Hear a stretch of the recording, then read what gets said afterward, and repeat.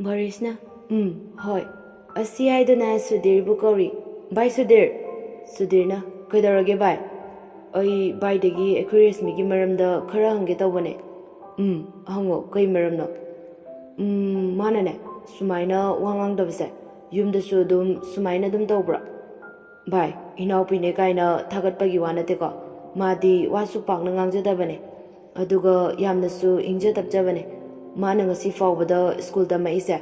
Maga khatnaba kanasu leite. Aduga exam dasu rank 1 ta dum tabane. Oh, ado nang resmi uning haidaina. Adudi chalasla. Ngasira. Sudhirdu fagi taraga. Oh, lam lappanina hayeng chasira. Aina haibadine haujiklo haiba. Hoi haiba. Hoi, adudi ai liriksa amukta thamugige. Aisu thamuge. Yare, nangi larik to, ai pusinbirage, ai thambirurage. Asi haiduna Sudhirgi larik adu fatlauduna yamna kanna chenkhi. Aduga larik adu thamnuraga kanna amuk chelai. Borisna, lao chalase adudi. Handakti thabak kayam feiko. Lao ba. Asi haiduna makhoi ani nupigi roomlomda lai. Sudhir mapandagi lepaga kaurai. Ichanthoi, Ichanthoi. Resmi kauriba adu taraduna tholai. Mabung matanta oiramale khanduna karisu khandana tholai. Aduga mana masak khangdaba mi ama yaorambaduda khara hangoina. Kaidarage da cho. Ngasidi mama laktoira. Khangde da cho. Boris mifam hongdaba makhai yengjari. Asumna mana Resmida mifam hongda khai yengliba adu Resmina Borisda haifet yenglubada mangonda mifam hongda khai yenglamba adu uraduna machinda murum soli. Kaino asigi nupasibu ngawrajala mingondabu asumaina munne yengnabroba kokchakpra khangdime ayesum yenglere haba ayamta changawrage. Asumna mana Borisda yenglaga murum soliba adu Sudhir tadi adubu mana Borisda yenglaga nganglibanina Sudhir khitangdi jingne. Sudhirna Ichanthoi kaidarage. Resmidu pakhana kaidarage haba. Kaisu taude. Asi hairamlaga change taubada. Ngaiko Ichanthoi kaidarage dacho. Sudhirdu Borisda makhutti lagairai. Mase newcomer ne mingna Boris kawe. Asumna hairakpaduda Boris gyan khangta tarai. Borisna Resmi mabungna Boriski ming hairakpaduda mana khwaidigi pamba ming oirami aduga hairai. Sudhirdu tuminna chirol tawraga hairai. Resmi misle. Resmi dachau kauramba adu ming oina kaurai. Kaidarage Sudhir. Boris asumna machin mapana taunariba matau adu bada nofetarai. Miss Rosina Sudhir. Asi hairamlaga masu nupigi roomda changkhre. Sudhirna how miss haiduna khumawi. Borisna yaine. Sumaina kaunadradi ngangni adugine. Resmina adudi changagi Sudhir. Asi hairamlaga changkhre. Aduga Boris amadi Sudhir anisu makhoigi roomda lai. Ado Boris ai haibiyura. Yarnida ai adum haizarage. Nangbu anildadi haibiyu haidaina. Haibudi hairame. Ado hojikti aina oina haijarage tauba. Nangisa aina ingtapani hairubadai maliko. Adugi natiye. Natbu natradi faine. Wakaldi nangsu bako. Khanda yaribo ichanupinine. Yare nangsu tha amakak hanbagi ahan yam saningira. Nangna ahan sajaningido. Aingonda leirodobanina ahan sajaningido. Yararoine ha. Boris, nang siyam pangi. Ichanupine nangna laudorido. Aduna nanga iga lenga manarasu ichanupi laudorabanina aingonda ibai thokdra. Haigumdana chumine ibai.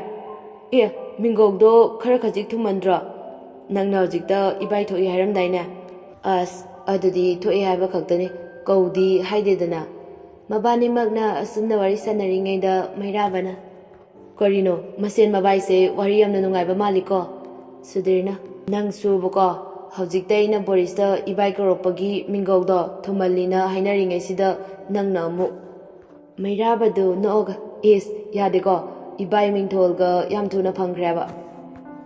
Yareba khairano.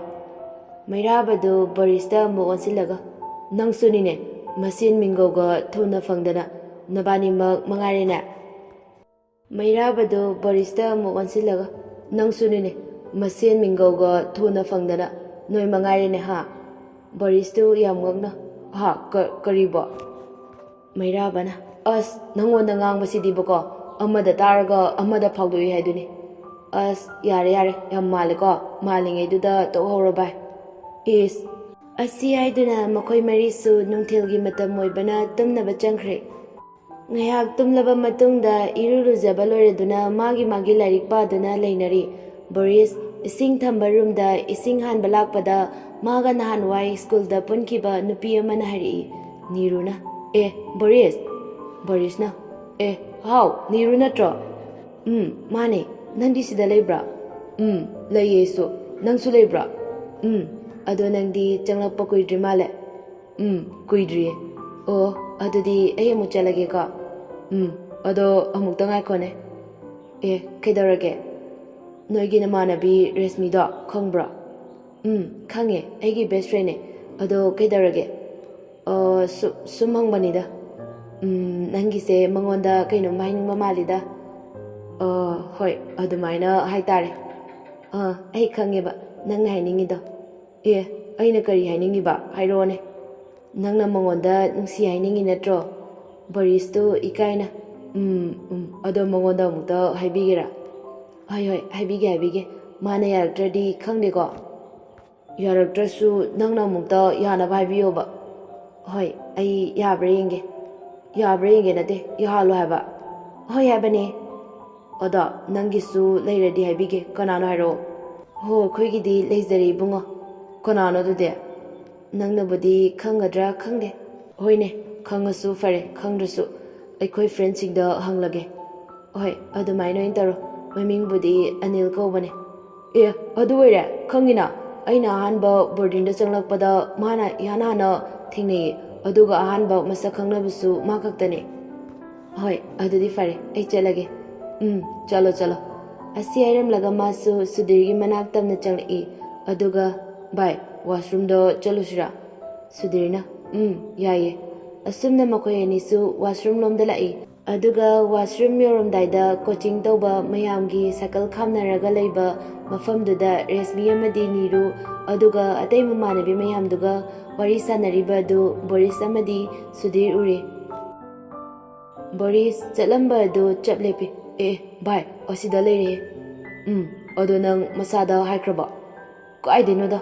ꯍꯥꯏꯗ꯭ꯔꯤꯌꯦ ꯍꯥꯏꯔꯨꯅꯨ ꯃꯤꯅ ꯍꯥꯟꯖꯈꯤꯁꯅꯤ ꯑꯁ ꯉꯁꯤ ꯍꯥꯏꯗꯣꯏꯅꯦꯕ ꯚꯥꯏ ꯐꯩ ꯍꯥꯏꯌꯣ ꯑꯗꯣ ꯅꯪ ꯅꯤꯔꯨ ꯈꯪꯕ꯭ꯔꯥ ꯚꯥꯏ ꯑꯅꯤꯜꯒꯤ ꯁꯥꯏꯅꯦ ꯀꯩꯗꯧꯕꯩ ꯈꯪꯉꯣꯏꯗꯣꯏꯅꯣ ꯍꯣꯏ ꯑꯗꯨꯗꯣ ꯑꯩꯒ ꯍꯥꯟꯅ ꯑꯩꯈꯣꯏ ꯁ꯭ꯀꯨꯜ ꯄꯨꯜꯂꯛꯑꯦ ꯑꯗꯣ ꯅꯤꯔꯨꯗꯣ ꯉꯁꯥꯏ ꯊꯦꯡꯅꯩꯌꯦ ꯑꯩꯅ ꯏꯁꯤꯡ ꯍꯥꯟꯕ ꯆꯠꯄꯗ ꯀꯩꯀꯩ ꯋꯥꯔꯤꯗꯤ ꯁꯥꯟꯅꯔꯕ ꯋꯥꯔꯤ ꯍꯥꯏꯕꯨ ꯑꯩꯈꯣꯏ ꯚꯥꯏ ꯑꯅꯤꯜꯁꯦ ꯃꯥꯒ ꯈꯪꯅꯩ ꯍꯥꯏꯕ ꯑꯗꯨꯒ ꯑꯩꯅ ꯃꯉꯣꯟꯗ ꯔꯦꯁꯃꯤꯁꯦ ꯍꯥꯏꯕꯤꯌꯨ ꯍꯥꯏꯕ ꯁꯤ ꯈꯛꯇꯅꯤ ꯑꯣꯟꯊꯣꯛꯅ ꯁꯥꯡꯈ꯭ꯔꯦꯗ ꯅꯪꯗꯤ ꯑꯩꯈꯣꯏꯗꯅ ꯅꯪꯒꯤ ꯅꯨꯄꯤꯗꯣ ꯑꯩꯈꯣꯏꯅ ꯀꯣꯏꯗꯧꯕꯒꯤ ꯃꯑꯣꯡꯗ ꯏꯁꯥꯅꯒ ꯍꯥꯏꯖꯔꯒꯦ ꯍꯥꯏꯔꯒ ꯁꯣꯝꯗꯅ ꯅꯤꯔꯨꯗ ꯍꯥꯏꯕꯤꯌꯨ ꯍꯥꯏꯔꯤꯕꯣꯏꯔꯦ ꯑꯗꯨꯒꯤ ꯅꯠꯇꯦꯕ ꯚꯥꯞꯇꯤ ꯐꯩꯀꯣ ꯅꯣꯏ ꯔꯦꯁꯃꯤꯗ ꯍꯥꯏꯔꯦꯅ ꯈꯜꯂꯣ ꯌꯥꯔꯛꯇ꯭ꯔꯦꯅ ꯈꯜꯂꯣ ꯒꯤꯔꯤ ꯇꯛꯑꯒ ꯍꯥꯏꯕꯗꯣ ꯉꯝꯃꯣꯏꯗꯧꯔꯤꯕ ꯐꯔꯦ ꯒꯤꯔꯤ ꯇꯛꯑꯒꯦ ꯑꯃꯨꯛ ꯌꯥꯔꯛꯇ꯭ꯔꯦꯅ ꯈꯜꯂꯣ ꯑꯗꯨꯏ ꯁꯔꯨꯛ ꯅꯤꯔꯨꯗ ꯑꯣꯏꯅ ꯐꯖꯅ ꯍꯥꯏꯍꯜꯂꯁꯤ ꯀꯔꯤꯒꯨꯝꯕ ꯌꯥꯔꯛꯇ꯭ꯔꯦ ꯈꯜꯂꯣ ꯃꯥꯗꯤ ꯃꯃꯥꯟꯅꯕꯤꯅꯤꯅ ꯁꯣꯏꯗꯅ ꯌꯥꯔꯛꯀꯅꯤ ꯅꯪꯒꯤ ꯋꯥꯗꯨꯗꯤ ꯑꯩꯈꯣꯏꯅ ꯍꯥꯏꯔꯗꯤ ꯔꯦꯁꯃꯤꯅ ꯌꯥꯔꯛꯑꯣꯏ ꯁꯤꯅꯤꯅꯦ ꯑꯗꯨꯒꯤ ꯅꯠꯇꯦꯕ ꯅꯤꯔꯨꯅ ꯍꯥꯏꯔꯁꯨ ꯃꯥꯅ ꯌꯥꯔꯣꯏꯅ ꯌꯥꯗ꯭ꯔꯗꯤ ꯈꯪꯗꯦ ꯑꯗꯨꯗ ꯃꯣꯏꯗꯤ ꯃꯃꯥꯟꯅꯕꯤꯅꯤꯅ ꯌꯥꯔꯛꯇꯧ ꯃꯥꯟꯕ ꯐꯔꯦ ꯑꯗꯣ ꯚꯥꯏ ꯆꯠꯂꯁꯤꯔꯥ ꯍꯣꯏ ꯚꯥꯏ ꯆꯠꯂꯁꯤ ꯑꯁꯨꯝꯅ ꯃꯈꯣꯏ ꯑꯅꯤꯁꯨ ꯃꯈꯣꯏꯒꯤ ꯔꯨꯝꯗ ꯆꯪꯅꯈꯤ ꯁꯨꯙꯤꯔ ꯑꯃꯗꯤ ꯕꯣꯔꯤꯁꯅ ꯋꯥꯔꯤ ꯁꯥꯟꯅꯗꯅ ꯆꯪꯂꯛꯄꯗꯨ ꯎꯕꯗ ꯃꯩꯔꯥꯕꯅ ꯅꯕꯥꯅꯤꯅ ꯀꯗꯥꯏꯗ ꯑꯃꯨꯛ ꯆꯠꯂꯨꯔꯤꯅꯣ ꯁꯨꯙꯤꯔꯅ ꯋꯥꯁꯔꯨꯝꯗ ꯆꯠꯆꯔꯨꯕꯅꯦ ꯃꯩꯔꯥꯕꯅ ꯑꯅꯤꯜꯅ ꯀꯗꯥꯏꯗ ꯑꯃꯨꯛ ꯆꯠꯈ꯭ꯔꯖꯥꯠꯅꯣ ꯅꯥꯀꯟꯗꯒꯤ ꯑꯅꯤꯜꯅ ꯚꯥꯏ ꯀꯩꯗꯧꯔꯒꯦ ꯃꯩꯔꯥꯕꯅ ꯀꯩꯁꯨ ꯇꯧꯗꯦꯗ ꯑꯩꯗꯤ ꯅꯨꯄꯤ ꯂꯨꯝꯕ ꯆꯠꯈ꯭ꯔꯖꯥꯠꯂ ꯁꯤꯅꯤꯗ ꯑꯅꯤꯜꯅ ꯑꯩꯁꯦ ꯅꯨꯄꯤ ꯌꯥꯝꯅ ꯂꯨꯝꯕꯒ ꯃꯥꯟꯗ꯭ꯔꯥ ꯌꯦꯡꯉꯨꯅꯦ ꯅꯪꯗꯤ ꯌꯥꯝꯅ ꯆꯀꯠꯂꯤꯗꯅ ꯑꯗꯨꯗ ꯁꯨꯝ ꯕꯣꯔꯤꯁꯅ ꯉꯥꯏꯈꯣ ꯉꯁꯤꯁꯦ ꯁꯟꯗꯦ Asum nairakpaduda makhoi maridu chap manana haraumine. Maramdi makhoi makhoigi mama mapa lakani khanbada harauribani. Sudhirna class tawbagi ben takre laohe. Asi airamlaga makhoi marimak classroom da changakpada nupigi Niru khaktang leptuna leirami. Borisna Niru kaidorage. Anilna kaidorage Niru. Niruna Boris nang ngairamine. Borisna aidi kaigi ngairamiba. Aswaida hairage. Borisna hoi. Asi haiduna Niruga chapminakre. Boris resmida. Waga haiba loitringe yaraba. As kaidenoda. Koi hairake yaraktraba. Principal da haidoga foluraga hairi. Koi watana dude. Boris saunaba. Aina yanabadi. Boris marathatuna Niru hanjin haibiyo. Aduga mana khangadaba mana aina magidamakta tawbangalloidaba karisu leite. Ho mangonda hanjin hairage. Hoi adumaina hairagadi yengo. Aduga hanjin haibada yaraktrabaka. Aina madi laudanadi toaroi.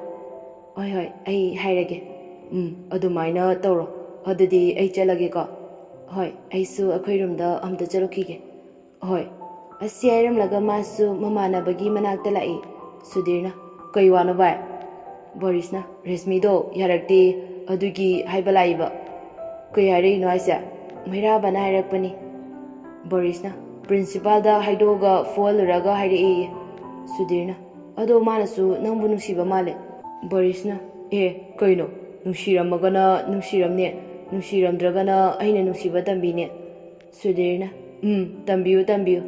Mayaraba yam kanna nolaga. Wai faudi sele bo. Borisna kanadala laitum parse. Mayarabana class tawni haido tadra. Tawroroi hairi. Onthongna nungaikhreda. Nungainiba nang yam nungaini. Lao adudi chabra tumbra tawrase. Lao asi ainaraga makhoi marimak room da changnakhi. Room yoraduna makhoi achapo puthonaduna makhoi marimak plap chaminari. Asumna chaminari ngaida Anilgi parents laktuna Anil amadi makhoi yumga thongmine. Aduga Anilgi parents na achapo khara leiduna aduga sale kharaga piramlaga chakre. Adusu mangai Mayarabagisu parents laktuna achapo khara piramlaga awada pa khara yinglamlaga chakre. Aduga Sudhirgisu amuk laktuna Resmibu mamala hairuchu haiduna Sudhir amadi Boris Resmibu kauba chatli. Sudhirna ichan makha haiba loidringai Borisna misleye. Sudhirna Resmi kauba dutaraduna chenthari aduga yam hainadana. Sudhir kaidarage. Mana yamna hainadriba si mabungda ming hekta kaubagini. Sudhirna mamala hoy adugi kauba lakpane. Resmina hoi ai Niruga lage. Sudhirna hoi adudi chatlamage ka. Hoi asum nairamlaga Sudhir amadi Boris tolai. Resmina Niru how kaidarage. Aikoi parents lai adugi amukta those. Yaye aikoigisu lakpra yengboina. Asi ainaringaida angang ama changlaktuna Niruda makhoigi parents lai haiduna hairamlaga thokre. Niruna Resmia aikoigisu parents lai. Hoi adudi punna thawasla. Asi hairaga makhoi anisu parents unaba tholai. Aduga Resmigi parents na achapot khara piramlaga chatkre. Asumna Sudhirgisu achapot khara piramaga chatkre. Niruna Resmia loidruba chalase.